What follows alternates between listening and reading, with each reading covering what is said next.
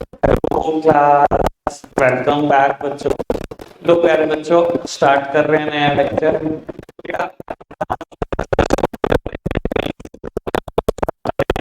सब सामने देखो बेटा। बहुत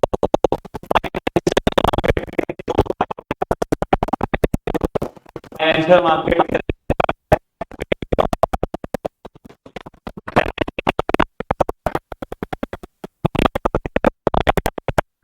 दो पार्ट है, कौन कौन से? Primary market and secondary market. बेटा प्राइमरी मार्केट पे आज मेरी चर्चा शुरू होनी है। हम इसके इंस्ट्रूमेंट पढ़ चुके हैं, कैपिटल मार्केट और मनी मार्केट का डिफरेंस भी पढ़ चुके हैं। ठीक है जी। बाबू, कैपिटल मार्केट में जो इंस्ट्रूमेंट ट्रेड होते हैं उसके एग्जांपल्स देना। Equity shares, preference shares, debentures. तो बेटा अगर कैपिटल मार्केट में equity share, preference share, debenture बिकते हैं तो प्राइमरी और सेकेंडरी मार्केट में क्या बिकता होगा? बेटा यही बिकते हैं तीनों इंस्ट्रूमेंट, बस डिफरेंस के साथ। वो डिफरेंस क्या है बेटा? प्राइमरी मार्केट में हर वो सिक्योरिटी बिकती है जो सब पहली बार बिक रही है, यानी कि बिल्कुल नई सिक्योरिटी प्राइमरी मार्केट में बिकती है।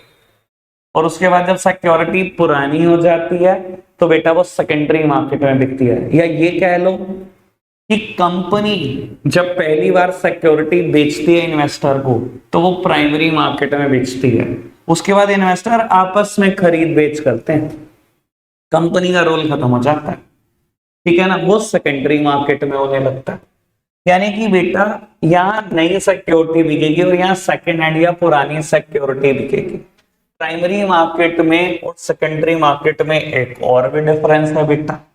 बाबू प्राइमरी मार्केट में ब्रोकर और अंडरराइटर हो भी सकते हैं या नहीं भी हो सकते, इनका होना या ना होना कंपलसरी नहीं है। लेकिन सेकेंडरी मार्केट में आप किसी देश के पीएम क्यों ना हो बेटा, आप बिना ब्रोकर के खरीद ना तो शेयर खरीद पाओगे ना ही बेच पाओगे। तो यहाँ बेटा ब्रोकर का होना कंपलसरी हो जाता है और यहाँ बेटा ब्रोकर की इन्वॉल्वमेंट हो भी सकती है या नहीं भी हो सकती। इट इज टोटली ऑप्शनल, ये कंपनी के ऊपर डिपेंड करता है। ठीक है जी, बात समझ में आई? बेटा इसका दूसरा नाम था न्यू इशू मार्केट, इसका दूसरा नाम था स्टॉक एक्सचेंज या शेयर मार्केट। समझ में आ रही बेटा बात? क्लियर है इतनी बात? बेटा अब प्राइमरी मार्केट में एक टॉपिक है बेटा, मेथड ऑफ फ्लोटेशन। का मतलब कुछ और नहीं, मतलब होता है मेथड ऑफ इशू कि प्राइमरी मार्केट है कैसे कैसे कर सकते हो। ये बेटा कुछ 5 मेथड्स दिखाई देते हैं अगर आप देखो ढंग से। तो मैं शुरू करूंगा, लेकिन इससे पहले मुझे ब्रोकर और अंडरराइटर में एक बार डिफरेंस क्लियर करना है। ठीक है जी, मैं पहले वो क्लियर कर दूं फिर बेटा ब्रोकर और अंडर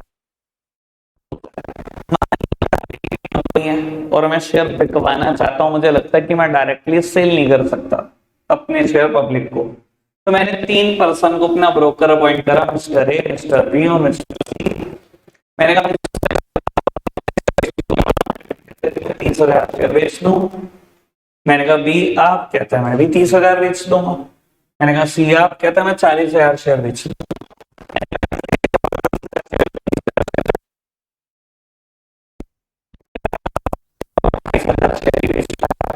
मैंने कहा कोई नहीं, तो 28,000 के पैसे लेके आ, ले अपनी ब्रोकरेज पकड़ 28,000 पे, और 2,000 जो शेयर तूने नहीं बिक पाए हैं तेरे से वो दे दे मेरे को वापस, वो मैं अपने आप बेच दिया है वापस। 29,000 शेयर बेच पाया तो 29,000 के पैसे दे दे, 1,000 शेयर जो तू नहीं बेच पाया वो दे दे, और 29,000 पे अपनी ब्रोकरेज पकड़। क्या है? कहते जी मैं बेच पाया हूँ 37,000। कोई नहीं, ला तो 37,000 शेयर के पैसे ला, 3,000 शेयर ला जो तो नहीं बेच पाया, ये पकड़ अपनी 37,000 पे ब्रोकरेज। ठीक है, ये ब्रोकर थे अभी तक। ठीक है, कहानी में ट्विस्ट है। मैंने अंडरराइटर अपॉइंट किया होता और इससे पूछा होता कितने शेयर बेचेगा, बी से पूछा होता कितने शेयर बेचेगा, और सी से पूछा होता कितने शेयर बेचेगा, और मान लो वही आंसर होता 30। तो बेटा मैं अगर ये अंडरराइटर है इनसे क्या कहूंगा,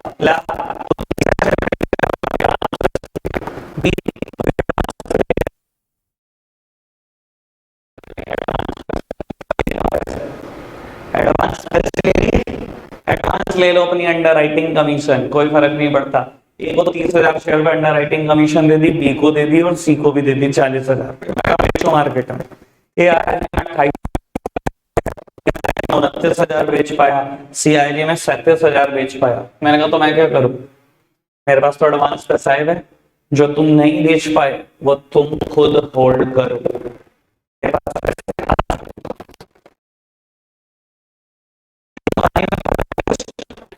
ब्रोकर को पूरा मौका दिया जाता है कि तू मार्केट में बेच, जितना तो बेच पाएगा बेचता रहे, नहीं बिकेगा तो मैं बैठा ही हूं पीछे, वापस कर दियो। और अंडर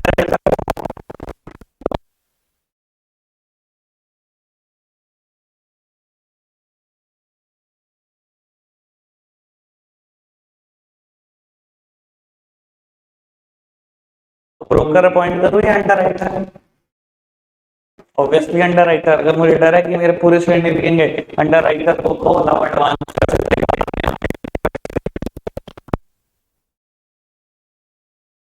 अच्छा, कंडीशन में कौन है अंडर राइटर? ब्रोकर को क्या रिस्क है, जितने बिके आएगा वापस कर देगा, उसको क्या टेंशन है, रिस्क अंडर राइटर का। तो बेटा सिंपल सी कहानी है, more the risk more the gain, बचपन का प्रिंसिपल है हमारे। तो बेटा under writing commission is just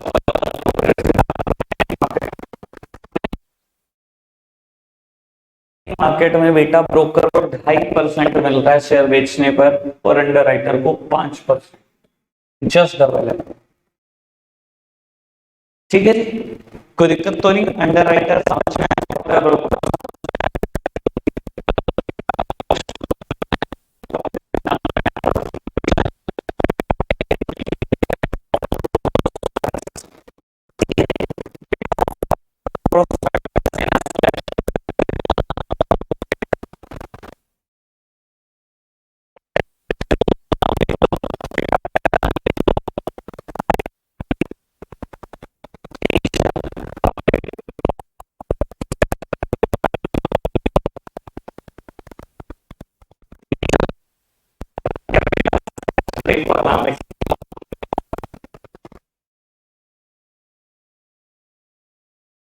आपने बेटा बढ़ना है आगे, चलो।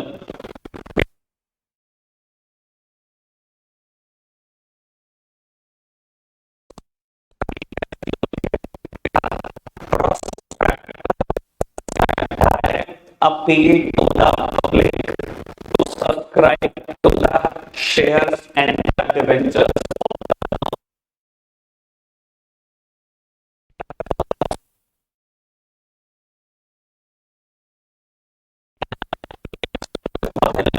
आपके लिए चैप्टर बहुत इजी बनेगा। तो मैं क्या बोल रहा हूँ, prospectus is a direct appeal to the public. Direct appeal, company को डायरेक्ट अपील करती है पब्लिक से डिवेंचर खरीदो। बेटा जब मैं बोल रहा हूँ डायरेक्ट अपील, इसका बड़ा सीधा सा मतलब है, there is no broker involved, there is no underwriter involved.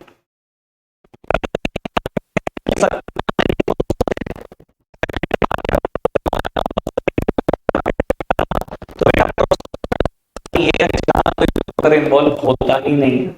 Prospectus एक डायरेक्ट अपील है पब्लिक को, बिल्कुल डायरेक्ट अपील कि आओ और मेरी कंपनी के शेयर डिवेंचर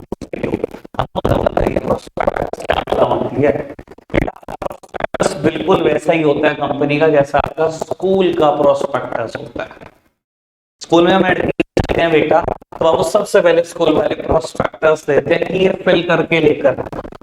और अगर आप देखोगे बेटा उस प्रोस्पेक्टस को ढंग से पढ़ोगे तो बेटा वो जो इधर देखना साथ में तरफ, बेटा प्रोस्पेक्टस दिखने में बिल्कुल वैसा ही होता है जैसा बेटा स्कूल का प्रोस्पेक्टस होता है। तो जब हम एडमिशन लेते हैं तो बेटा मैं स्कूल वाले कहते हैं प्रोस्पेक्टस फिल कर लाना नेक्स्ट। तो बेटा आप देखते हो फ्रंट पेज लैमिनेटेड सा पेपर है, यहाँ बेटा स्कूल की बिल्डिंग है, आगे मैनेजर का note to the society, principal का note to the society, vice principal का note to the society. Society को क्या मैसेज देना है, उसके बाद आगे बढ़ो बेटा, कहीं ना कहीं बेटा टीचर्स का इंट्रोडक्शन होगा, कौन कौन टीचर काम कर रहे हैं, कितने कितने साल का एक्सपीरियंस, क्या क्या क्वालिफिकेशन के साथ काम कर रहे हैं, क्या क्या अचीवमेंट्स हैं बेटा, पास्ट रिजल्ट्स होंगे, कितने टॉपर्स निकाले या कहाँ कहाँ प्लेस हो गए इनके स्कूल के पढ़े हुए बच्चे, तारीफे भरी पड़ी, ठीक है ना, वो बात अलग है कि छुट्टी है, ठीक है ना रे। और लास्ट पेज बेटा एक काम का पेज जहां आप अपना बायोडेटा फिल करते हो और बेटा वो पेपर स्कूल में सबमिट कर देते हो। ऐसे होता है एडमिशन। कंपनी का प्रोस्पेक्टस भी बिल्कुल सेम होता है, कोई फ्रंट पेज लैमिनेटेड सा, वो आगे बढ़ो बोर्ड ऑफ डायरेक्टर का नोट सोसाइटी के लिए, मैनेजिंग डायरेक्टर का नोट, सीईओ का नोट सोसाइटी के लिए। आगे बढ़ो तो बेटा बोर्ड ऑफ डायरेक्टर की क्वालिफिकेशन, क्या क्या उनके एक्सपीरियंस है, कैसे कैसे प्रोजेक्ट उन्होंने हैंडल करे हैं, फिर बेटा पास्ट रिजल्ट्स। वहां पास्ट रिजल्ट्स ये होते हैं कि बच्चे कितने टॉपर निकाले हैं, पास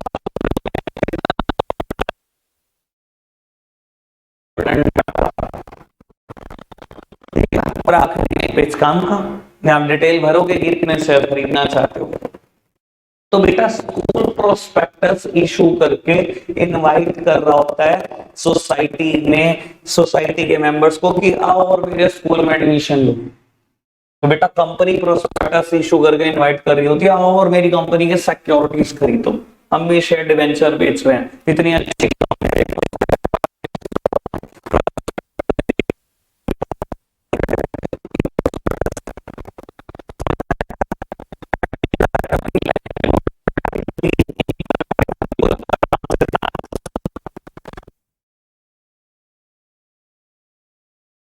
आईपीओ ला, यानी कि शेयर बेचना चाहती है थ्रू प्रोस्पेक्ट,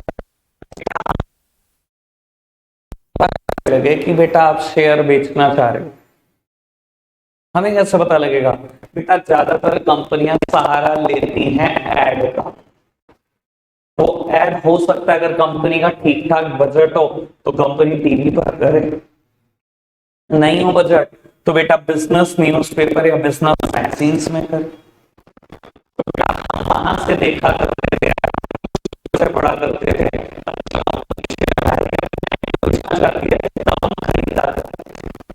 पुरानी प्रैक्टिस है, मैं कभी बता नई प्रैक्टिस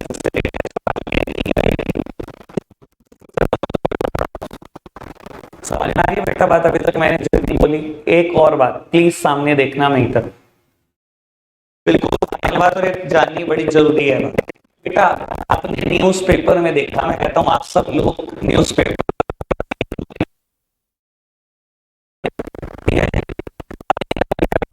मेरे बैंक अकाउंट में पैसे जमा करा दिए शेयर के, ठीक है, प्रोसेस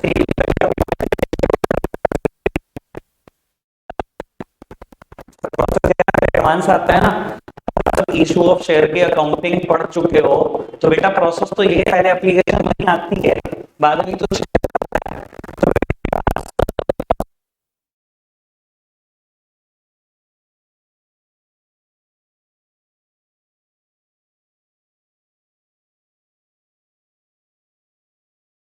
लिस्ट करा लो, पैसे ले लिए, मैं शेयर नहीं दे सकता जब तक स्टॉक एक्सचेंज में मेरा शेयर लिस्ट नहीं हो जाता। स्टॉक एक्सचेंज का मतलब समझते ही होंगे अब तक, शेयर मार्केट में, ठीक है जी। मैं क्या बेटा, इंडिया में दो बड़ी फेमस स्टॉक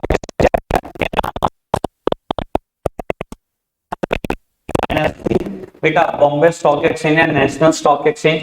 मैं क्या बेटा नेशनल स्टॉक एक्सचेंज पे, मैंने कहा नेशनल स्टॉक एक्सचेंज मेरा शेयर लिस्ट कर लेना, तो उसने कहा लिस्ट तो कर लूं, मुझे कुछ फाइनेंशियल्स देखने हैं, कुछ डॉक्यूमेंट देखने हैं, तेरा सर्टिफिकेट ऑफ इनकॉर्पोरेशन दिखाना है, डॉक्यूमेंट दिखा,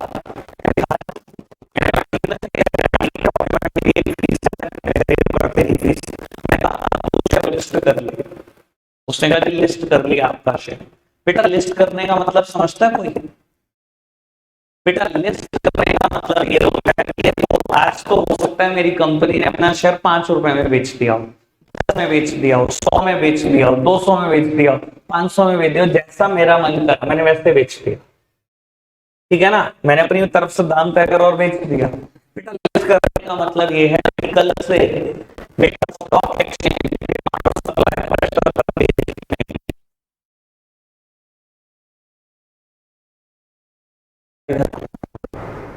सर याद है बेटा पहला दिन फाइनेंशियल मार्केट के फंक्शन, तो बेटा अब वो शेयर मार्केट के समझ में आ रही है बेटा? अब सुनो अपनी तरफ देखते हैं।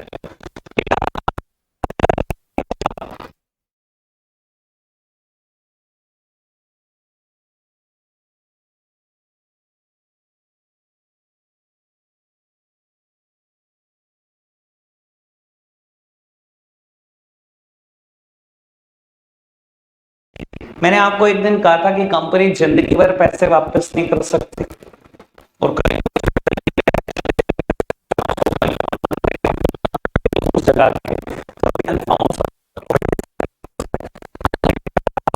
मुझे 50 लाख रुपए दिए मेरी कंपनी को, एक मशीन 5 लाख का एक रॉ मटेरियल,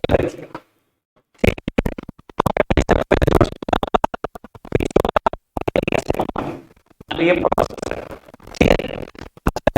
है। को आप में से जना उठकर आए, अनिकेत आ गया जी उठकर, कंपनी मैंने 3 लाख दिए थे, कल आपको वापस कर दो। सर सच बताना, मेरी कंपनी इस पोजीशन में है कि 3 लाख वापस कर सके क्या? मेरा तो काम खत्म हो गया, तो कंपनी धंधा कब करेगी अगर कोई भी बीच में उठ के आता रहेगा कि मेरे पैसे वापस कर? तो बेटा कंपनी इसी वजह से पूरी जिंदगी पैसे वापस नहीं कर सकती। दैट्स व्हाई आपके शेयर को स्टॉक एक्सचेंज पे लिस्ट कराया जा रहा है। लिस्ट कराने से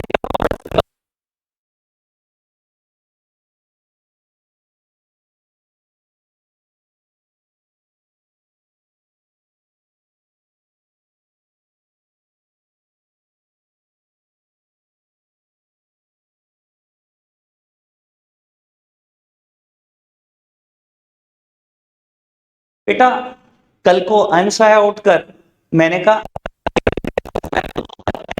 बेच लो, ये एनएससी गैस ने शेयर बेचा, कंपनी के शेयर पे कोई फर्क नहीं पड़ता। हाँ बेटा लोग बेचते रहेंगे शेयर, मैंने आपको खरीदता रहेगा, कोई बेचता रहेगा, कोई खरीदता रहेगा, कंपनी को कभी कोई फर्क नहीं पड़ता। कंपनी जिंदगी भर पैसे वापस नहीं करती। समझ में आ गई बेटा बात? जब मैंने आपको पहली बार शेयर दिया था तो कहां दिया था? प्राइमरी मार्केट में। और क्या करा के दिया था?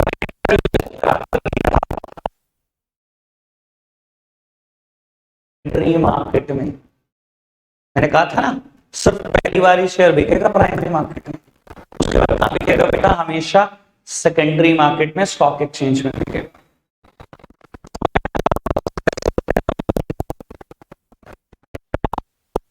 करके बताना बेटा। ऑफर थ्रू प्रोस्पेक्टस के बाद नेक्स्ट मेथड है बेटा ऑफर फॉर सेल।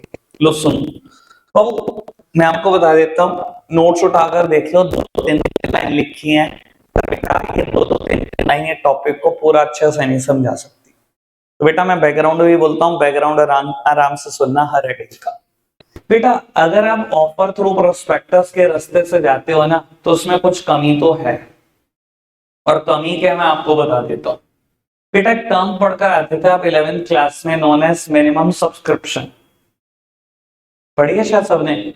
90% शेयर बिक जाने चाहिए जितने शेयर आप इशू कर रहे हो।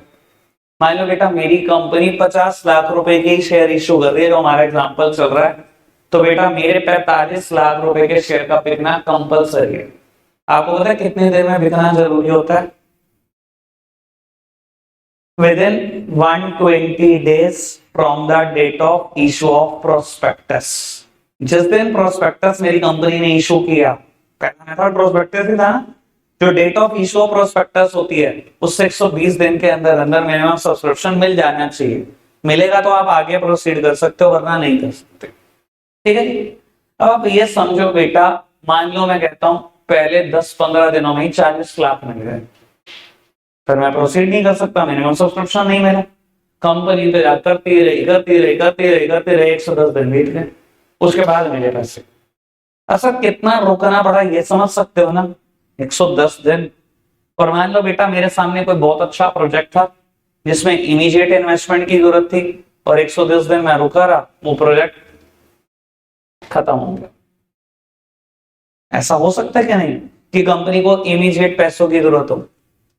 तो बेटा ऐसी जगहों पर ऑफर थ्रू प्रोस्पेक्टस काम नहीं करता जहां इमीडिएट पैसों की जरूरत हो, क्योंकि ऑफर थ्रू प्रोस्पेक्टस को इंतजार करना पड़ सकता है और वो इंतजार बहुत लंबा है, 4 महीने का इंतजार है, 120 दिन का इंतजार है। तो बेटा अगर आपको इमीडिएट पैसे चाहिए बिल्कुल एट वंस, आज और अभी, सर आपके लिए मेथड बना offer for sale. Offer for sale में कंपनी क्या करती है, अपने शेयर्स बेचती है to the underwriters, to the brokers. Underwriter को हमने शेयर बेचे, मान लो हमारा शेयर 50,000 शेयर 100 रुपए बने, 50 लाख रुपए ऐसे। हमने अंडरराइटर को बोला कि अंडरराइटर आज पैसे चाहिए और अभी 5% तेरे को डिस्काउंट पे देंगे शेयर और 5% तेरी कमीशन छोड़ेंगे, 10% छोड़ दिया तुझे।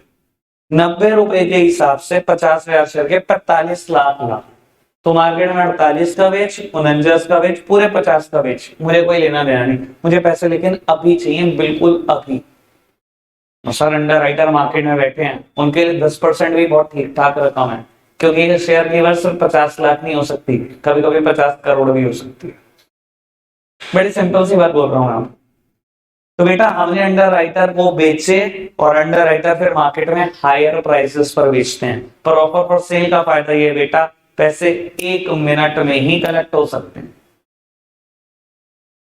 समझ में? ऑफर फॉर सेल कब काम करेगा? क्लियर है? पक्का से? हाँ जी सर। सर मार्केट में एक अंडरराइटर नहीं है, मार्केट में, हाँ, तो उस सिचुएशन में मना कर सकता है, फिर उसका तीसरा ऑप्शन है प्राइवेट प्लेसमेंट। हर एक चीज का जुगाड़ है भाई, ठीक है ना। अच्छा देखो, अगर आपको बहुत जल्दी पैसे चाहिए, आज और अभी चाहिए, और कंपनी भी अच्छी है, कोई खरीदी ना शेयर, तो बेटा फिर तो आपकी मजबूरी ऑफर तो प्रोस्पेक्टस के रास्ते से जाओ, फिर तो कुछ भी नहीं हो सकता आपका, ठीक है ना जी। लेकिन एक बात बताऊं, बहुत लोग आज की तारीख में इंडिया में ऐसे हैं जो पैसा भी रखते हैं, बहुत समझ हुए रखते हैं, घटिया घटिया कंपनी भी चला देते हैं। What is shark tank all about? मतलब अगर आपने शार्क टैंक देखा है तो लोग खाली आपसे पैसा लेने नहीं आते, मेन आपके एडवाइसेस के लिए आते हैं। तो शार्क टैंक किसी बात का तो बेस्ट एग्जांपल है।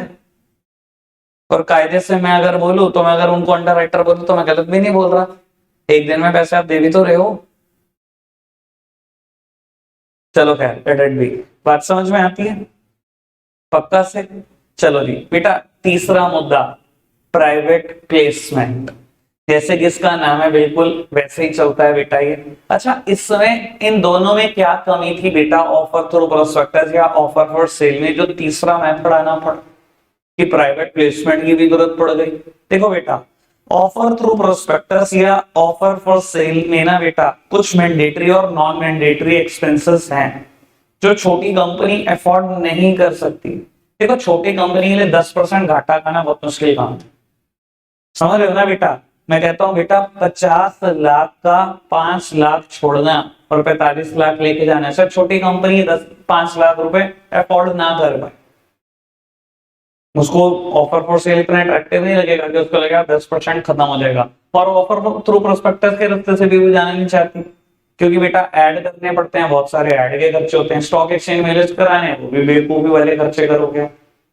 तो बेटा चाहे ऑफर थ्रू प्रोस्पेक्टस है चाहे ऑफर फॉर सेल है, खर्चे कराते हैं, ठीक है ना। ऐड कराना और रजिस्टर्ड कराना, शेयर को स्टॉक एक्सचेंज पे लिस्ट कराना, सेबी की अप्रूवल्स लेना, ठीक है ना, या ब्रोकर अंडरराइटर को कमीशन देना या डिस्काउंट पर बेचना, खर्चे हैं। चाहे कुछ मैंडेटरी खर्चे हैं चाहे कुछ नॉन मैंडेटरी, पर खर्चे हैं। तो बेटा ऐसे केसेस में आप क्या कर सकते हो, अगर पैसा आपको सच में एडवांस ही चाहिए, पैसा भी आज ही चाहिए और बहुत ज्यादा खर्चना भी नहीं है, तो बेटा काम करो, पहुंच जाओ किसी मार्केट के एमिनेंट पर्सन के पास। देखो इस मेथड का नाम है प्राइवेट प्लेसमेंट। इसमें हम क्या करते हैं, शेयर को प्राइवेटली प्लेस कर देते हैं टू सम सेलेक्टेड इंडिविजुअल्स और the eminent person of the market. बेटा मार्केट के कुछ सेलेक्टेड इंडिविजुअल्स हैं जो बेटा बहुत कंट्रोल खरीदने में विश्वास रखते हैं, उनके पास पहुंचो ना, उनको क्या तो सारे शेयर खरीद लो हमारी कंपनी के, सर एक मार्केट के बड़े एमिनेंट पर्सन थे, लास्ट ईयर ही मतलब अभी एक्सपायर हो गए, राकेश झुनझुनवाला सर, नाम सुना ही है आपने सबने, ठीक है ना। आपको पता होना चाहिए बेटा, वो मार्केट में जब आए थे तो उन्होंने 1,000 रुपए से मार्केट शुरू करी थी। एक चार्टर्ड अकाउंटेंट है वो, जब वो सीए बने तो उन्होंने कहा ना प्रैक्टिस करनी ना जॉब, मुझे तो शेयर मार्केट करनी। 1,000 रुपए से शुरू किया, 1,000 करोड़ का जब उनका एम्पायर बन गया तो उनका नाम वर्ल्ड गिनीज बुक में आया कि शेयर मार्केट से 1 करोड़ गुना कमाने वाले पैसे।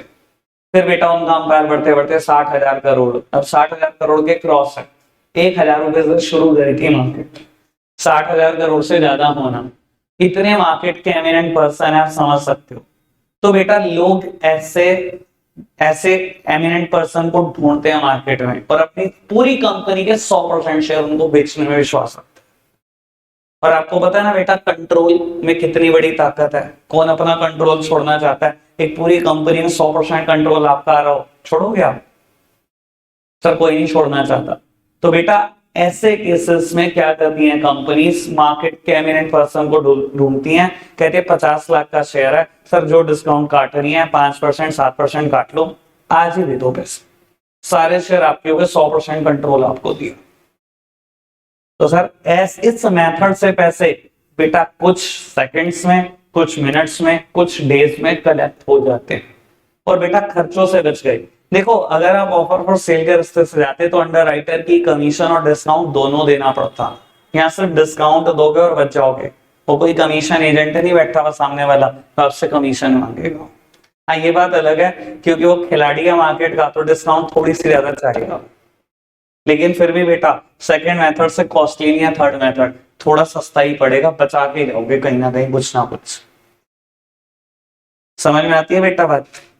क्लियर है बात बाबू? अच्छा एक बात बताओ, आपको क्या लगता है ऐसे एमिनेंट पर्सन इन्वेस्ट करते होंगे कि नहीं कंट्रोल के लालच में?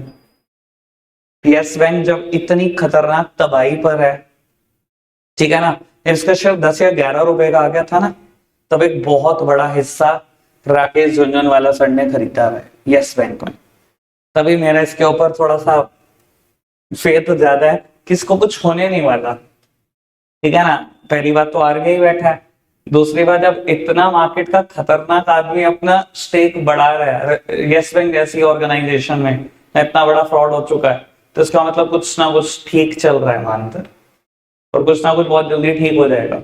तो ज्यादातर इन्वेस्टमेंट अपनी वाइफ के नाम पर करते थे, आप डिटेल चेक करना कभी गूगल पर, ठीक है ना, कि यस बैंक में किसका स्टेक कितना है, तो रेखा झुनझुनवाला का नाम आएगा और एक ठीक ठाक स्टेक निकलेगा।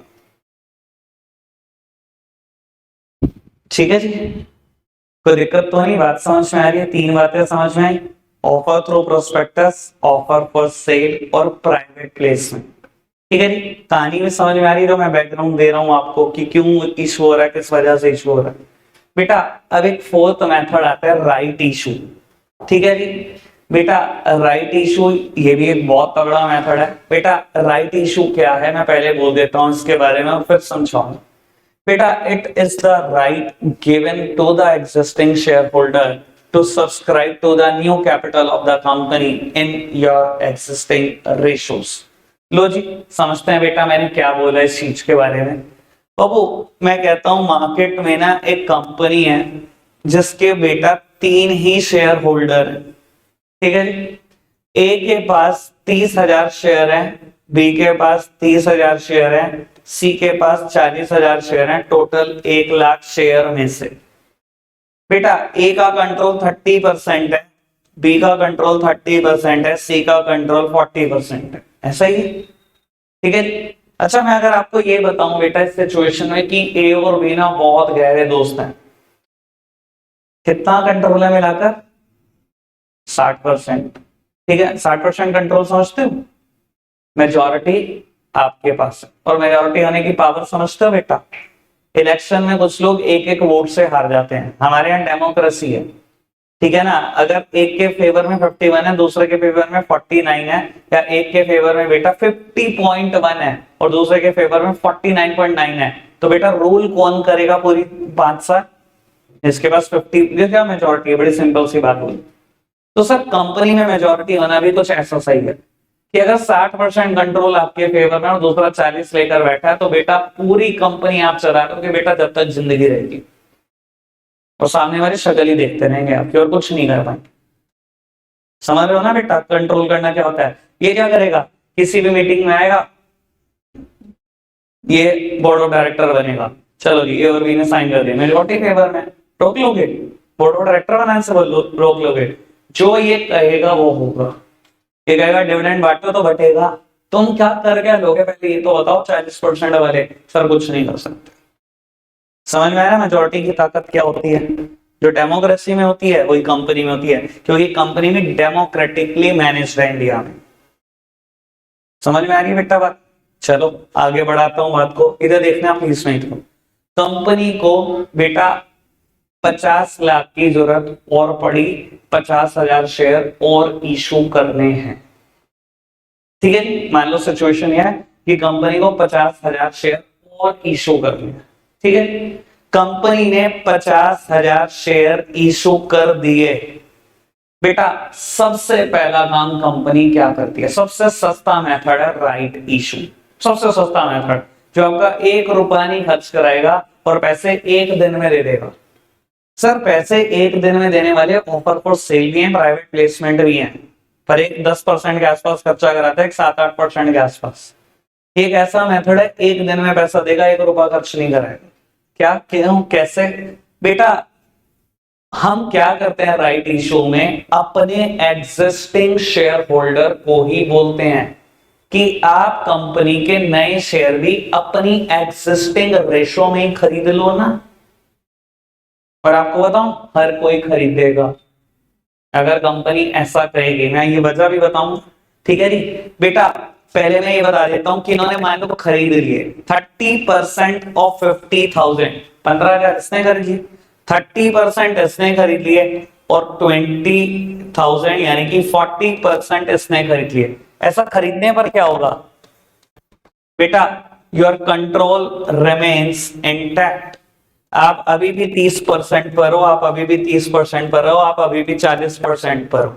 1.5 लाख में से 45,000 शेयर आपके पास हैं, आपके पास 45, आपके पास 60। सर ये हंस के खरीदते हैं, वजह बता दो क्यों? सर कंट्रोल नहीं चला जाएगा। आप खुद सोचो, अगर ये ना खरीदें और एक आउटसाइडर 50 के 50,000 शेयर खरीद ले, 50 के 50,000, मान लो आपने नहीं खरीदे, क्या होगी सिचुएशन? सर आपका कंट्रोल 30,000 आउट ऑफ 1.5 लाख, 20% रह जाएगा। आपका कंट्रोल 20% रह जाएगा। एक नए आदमी का कंट्रोल 33%। और बेटा डी 1 मिनट में सी को अपने फेवर में ले लेगा। इसी तेरी पूरी जिंदगी जान निकाली है ना ए और बी ने। मेरे से हैंडशेक कर ले, हम दोनों की मेजोरिटी हो जाएगी, अब इनकी बजाएंगे बैंड। सब कंट्रोल चला गया क्या? नहीं चला गया? चला जाएगा ना कंट्रोल। तो राइट इशू में कंपनी करती क्या है? कंपनी को भी फायदा।